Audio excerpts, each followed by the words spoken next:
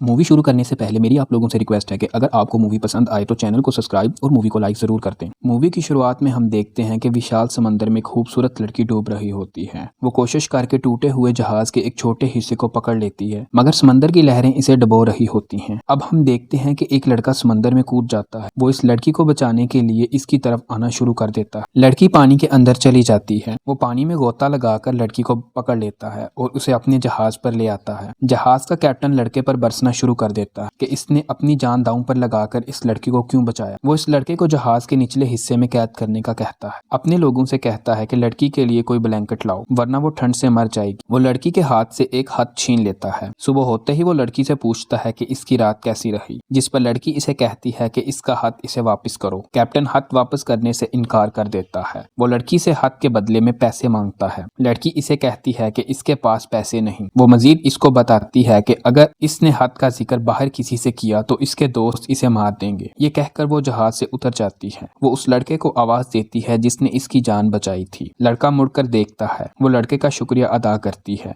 और उससे उसका नाम पूछती है।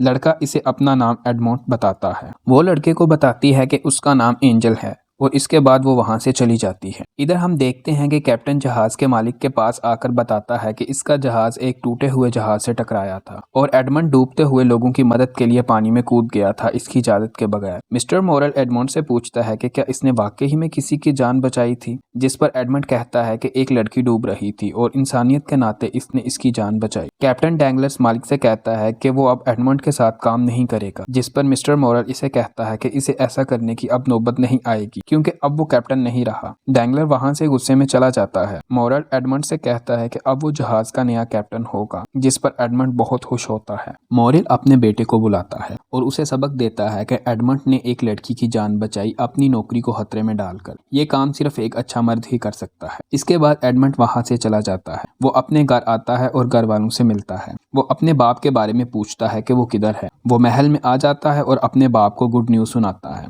कि वो कैप्टन बन चुका है, जिस पर इसका बाप बहुत खुश होता है। इसके बाद खाने की टेबल पर सब लोग इकट्ठे हो जाते हैं और एडमंड की खुशी को सेलिब्रेट करते हैं। इतनी देर में वहां मर्सिडीज आ जाती है। वो सबसे मिलती है। इसके बाद एडमंड मर्सिडीज से मिलने चोरी चोरी इसके पास जाता है और इसको कैप्टन बन जाने की खबर सुनाता है। वो इसके गले लग जाती है। एडमंड अपने कजन और मर्सिडीज के साथ समंदर में नहाने चला जाता है। वो अपने कजन को बताता है कि वो शादी करने वाला है। इसका कजन सुनकर हैरान होकर पूछता है कि वो किस लड़की से शादी करने वाला है। एडमंड इसे बताता है कि वो मर्सिडीज से शादी करने वाला है। ये खबर सुनकर वो बहुत दुखी होता है क्योंकि वो मर्सिडीज को पसंद करता था। वो वहां से चला जाता है। इधर हम देखते हैं कि एडमंड और मर्सिडीज की शादी हो रही होती है। वो दोनों एक दूसरे को रिंग पहनाने वाले होते हैं कि वहां शाही गार्ड आ जाते हैं और शादी को रोक देते हैं। वो कहते हैं कि इसके पास एडमंड डांटिस्ट को गिरफ्तार करने का शाही फरमान है और वो उसे अपने साथ ले जाते हैं। वो एडमंड को एक हाल में ले जाते हैं जहां इसकी मुलाकात वकील जेरार्ड से होती है। वो उसे बताता है कि इसने ऐसा कुछ भी नहीं किया जिसके लिए इसे गिरफ्तार किया गया है।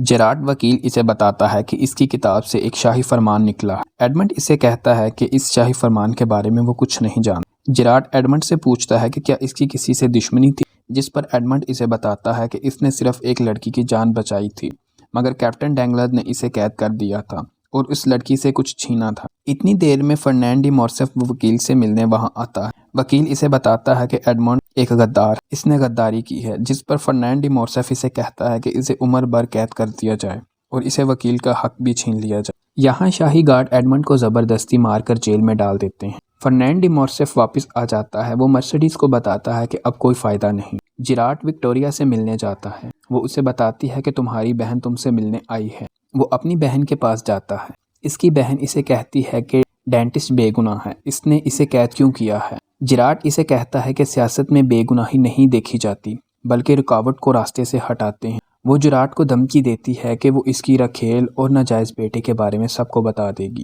जिस पे जेरार्ड इसे मारने की कोशिश करता है। अब हम देखते हैं कि एडमंड को कैद हुए काफी साल गुजर जाते हैं। वो जेल में अपना गुजरा हुआ वक्त याद करता है। वो दिन रात वहां से निकलने का सोचता है।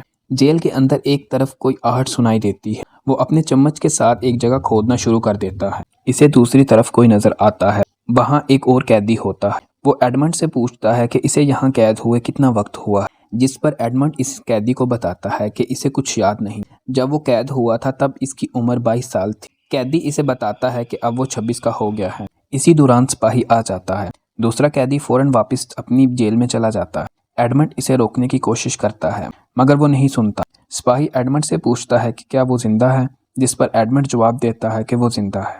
अब वो वहां से खोदना शुरू कर देता है। वो एक एक करके ब्लॉक को निकालता है और दूसरी सुरंग के अंदर चला जाता है।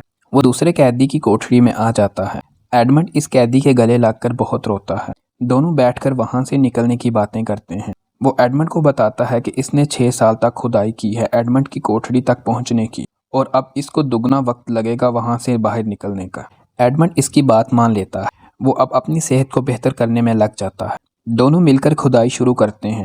वो रोजाना थोड़ा थोड़ा खोद कर सुरंग बनाते हैं। कैदी एडमंड को बताता है कि वो एक खजाने के बारे में जानता है। इस खजाने का पता इसके अलावा किसी को नहीं। जब वो यहाँ से बाहर निकलेगा तो इस खजाने को ढूंढने जरूर जाएगा। वो दोनों काफी ज्यादा खुदाई कर लेते हैं और समंदर तय के करीब आ जाते हैं। वहां इनको पानी मिलता है, जिसका मतलब होता है कि अब वो बहुत ज्यादा करीब है। इतनी देर में कुछ पत्थर कैदी पर आकर गिर जाते हैं। वो इन पत्थरों के नीचे आकर दब जाता है। एडमंड जल्दी से इनको वहां से निकालता है। इसकी हालत काफी ज्यादा नाजुक होती है। वो उसे खजाने का पता बता देता है। इतने में इसकी जान निकल जाती है। सिपाही ऊपर से आवाज लगाता है मगर इसे नीचे से कोई आवाज नहीं आती। वो जल्दी से जेल का दरवाज़ा खोलकर नीचे आता है। वो कैदी को देखता है मगर कैदी मर चुका होता है। वो ऊपर से बोरी लाकर इसकी लाश बोरी में डाल देता है। लाश को बाहर निकालने के लिए वो अपनी साथी को बुलाने ऊपर चला जाता है। इतने में एडमंड वहां जाकर लाश को बोरी से निकालकर खुद इसकी जगह लेट जाता है। वो लोग नीचे आकर बोरी को वहां से निकाल कर ले जाते हैं। वो इस लाश को समंदर में फेंक देते हैं। इधर सिपाही एडमंड को आवाज़ देता है मगर इसे कोई जवाब नहीं आता। वो नीचे जाता है और देखता है कि एडमंड नहीं होता बल्कि इसकी जगह मरा हुआ कैदी होता है। इधर एडमंड वापस अपने घर आता है। घर मुकम्मल तौर पर खाली होता है। वहाँ इसे एक बूढ़ी औरत नजर आती है। वो इसे अपने घर वालों का पूछता है, जिस पे वो इसे बताती है कि इसके बाप की मौत हो चुकी है। एडमंड औरत से मर्सिडीज का पूछता है। वो उसे बताती है कि वो पेरिस चली गई है। एडमंड वहाँ से कश्ती लेकर निकल जाता है। वो इस कैदी के बताए हुए खजाने की तलाश में मोंटे क्रिस्टो नामी टापू पर पहुंच जाता है। एडमंड सीढ़ियों से नीचे उतरकर एक मुजस्मे के सामने आ जाता है। वो उसे खोलकर गुफा के अंदर चला जाता है। काफी चलने के बाद इसे बहुत गहरा कुआं नजर आता है। वो अपनी मशाल को नीचे फेंकता है। नीचे बहुत ज्यादा खजाना होता है। वो खजाना देखकर बहुत ज्यादा खुश हो जाता है। वो अपना रूप बदलकर अपने दोस्त के पास आता है और इससे सारी सच्चाई पूछता है। वो एडमंड को सब कुछ बता देता है कि डैंगलर और फर्नांड डी मोर्सेफ ने मिलकर इसे उम्र कैद में बेचा है। एडमंड इसके बाद इस लड़की के पास आता है जिसकी इसने जान बचाई। वो औरत बहुत बूढ़ी हो चुकी होती है। वो एडमंड को कहती है कि अब बहुत ज्यादा देर हो चुकी है मगर वो विक्टोरिया के नाजायज बच्चे को बचा सकता है। एडमंड इस लड़के के पास जाता है और इसे वापस ले आता है। अब हम देखते हैं कि मर्सिडीज अपने पति और बेटे के साथ जा रही होती है कि अचानक वहाँ एक लड़का इसके पति का मेडल लेकर भाग जाता है। एल्बर्ट इस लड़के के पीछे लग जाता है। लड़का इसे एक वीरानी जगह ले जाता है जहाँ कुछ लोग आकर इसे मारना शुरू कर देते हैं। इतनी देर में वहां काउंट आ जाता है और इस लड़के को बचा लेता है। सुबह होते ही फर्नांड डी मोर्सेफ अपने बेटे के साथ काउंट का शुक्रिया अदा करने इसके बंगले पहुंच जाता है। वहां वो लोग निशाना लगाते हैं। डी मोर्सेफ का बेटा वहां कुछ दिन रुक जाता है। वहां वो एक खूबसूरत लड़की से मिलता है जिसका नाम हेडी होता है। अगले दिन काउंट इन लोगों के साथ शिकार पर चला जाता है। काउंट वकील के बेटे को प्रिंस बनाकर अपने साथ लाता है कि वहां वो डैंगलर्स की बेटी को अपने प्यार के जाल में फंसा ले। वहां काउंट मर्सिडीज से मिलता है। वो इसे देखकर कुछ पुरानी जादू में खो जाती है और वहां से चली जाती है। काउंट सबको खाने की दावत देता है। वो उसी कोठी का इंतखाब करता है जहां जिराट ने अपने नाजायज बेटे को दफन किया था मगर इसकी बहन ने इस बच्चे को बचा लिया था। सब लोग डिनर कर रहे होते हैं। डैंगलर घर की तारीफ करता है जिस पर काउंट बताता है कि ये घर बहुत अजीब है। यहाँ रोज रात को बच्चे के रोने की आवाज आती है। लोग कहते हैं कि यहाँ किसी बच्चे को जिंदा दफन किया गया था। ये सुनकर विक्टोरिया हैरान रह जाती है क्योंकि वकील ने इसका नाजायज बच्चा वहीं दफन किया। हेडी डी मोर्सेफ के बेटे को अपने प्यार के जाल में फंसाना शुरू कर देती है। इधर खबर आती है कि डैंगलर्स का जहाज खो चुका है मगर डी मोर्सेफ इसे बताता है कि इसका जहाज बिल्कुल सही सलामत है। मीडिया ने गलत खबर शाया की है। यह खबर सुनकर डैंगलर बहुत ज्यादा खुश हो जाता है। वो अपने दोस्तों से कहता है कि यही वक्त है सारे शेयर खरीदने का। डी मोर्सेफ इसे बताता है कि शेयर की कीमत बहुत ज्यादा है। वो 500 मिलियन कहाँ से लाएगा। डैंगलर इनको बताता है कि वो काउंट से ले सकते हैं। इसके बाद वो लोग काउंट के पास चले जाते हैं। काउंट इनको कर्ज के तौर पर पैसे दे देता है। सुबह होते ही डैंगलर्स हैलिफैक्स मीडिया वालों के खिलाफ केस कर देता। वहां वकील का बेटा सबको सच बता देता है कि इसके बाप ने इसे मारने की कोशिश की थी। जिराट ये सुनकर वहां से चला जाता है।